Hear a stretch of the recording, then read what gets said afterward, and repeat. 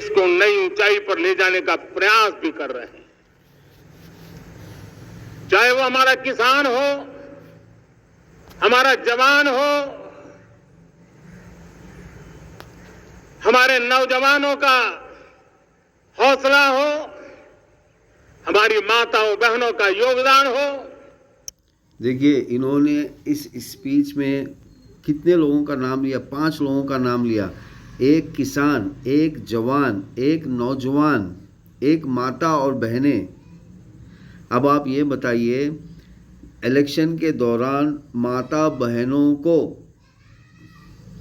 एक government facility दे रही है और उस फैसिलिटी के ये मुखालिफ काम कर रहे हैं, तो ये भी फैसिलिटी दे सकते हैं माताओं बहनों को? तो ये माताओं बहनों को क्यों फैसिलिटी नहीं देना चाहते हैं? चलिए भाई, जिन लोगों ने आपको वोट दिया है उनको ही फैसिलिटी दे दीजिए। तो मैं यहाँ पर जिन हजरात ने बीजेपी को जिस मकसद के लिए वोट दिया था, उनसे ये पूछना चाहता हूँ, किसान के लिए इन्होंने क्या किया? आप सब जानते हैं कि 3 साल से कितने किसानों का कत्लेआम हुआ और किसानों की बिल्कुल बात सुनी नहीं गई। सिर्फ कॉरपोरेट किसानों को हेल्प करने के लिए,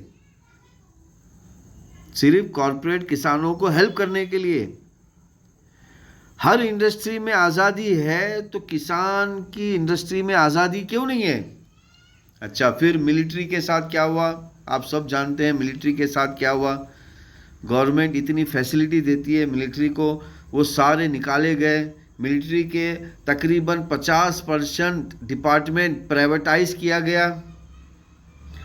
अग्निवीर के नाम पर नौजवानों को बंदूकों की ट्रेनिंग दी जा रही है और उनको शहरों में भेजा जा रहा है। फिर 4 साल की ट्रेनिंग लेने के बाद, देखिए 4 साल अगर कोई ट्रेनिंग करता है तो वो तो उसका इंजीनियर बन गया, क्योंकि इंजीनियर बनने की 4 साल पढ़ाई होती है, तो वो तो उसका इंजीनियर बन गया। अब वो जब वो लड़ाई का इंजीनियर बनेगा और वो बनने के बाद जब समाज में आएगा तो क्या करेगा? लड़ाई करेगा। तो यहाँ पर भी आप अमीरों को खुश करने के लिए गवर्नमेंट फंड का इस्तेमाल करके अमीरों के लिए गार्ड पैदा कर रहे हैं, अमीरों के लिए सिक्योरिटी गार्ड पैदा कर रहे हैं। अच्छा, नौजवान, अब नौजवान का जो स्किल्ड एजुकेशन है, स्किल्ड एजुकेशन में कहाँ है फैसिलिटी?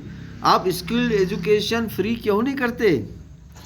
जब दूसरी गवर्नमेंट इतने सारे चीज़ें फ्री दे रही है तो स्किल्ड एजुकेशन भी फ्री कर दीजिए ना। जो 10th फेल है, जो 12th फेल है, उनको फ्री कर दीजिए कि चलो भाई ये 10th फेल है, 12th फेल है, या फिर ये आगे नहीं पढ़ना चाहते, इनके माँ बाप के पास पैसा नहीं है, चलिए जो BPL लाइन के नीचे हैं उनको भी फ्री, उनको तो फ्री कर दो।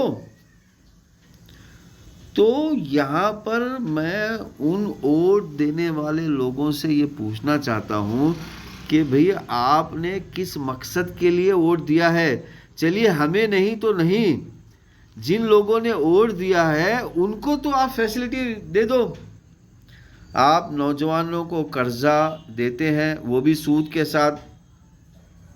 बाजार में आम सूद 3% से लेके 10% मिलता है, तो आप 18% से देते हो, 15% से देते हो, जबकि होना ये चाहिए था कि बाजार में अगर 10% से मिल रहा है तो आप 5% में, 3% में सूद देना चाहिए था आपको।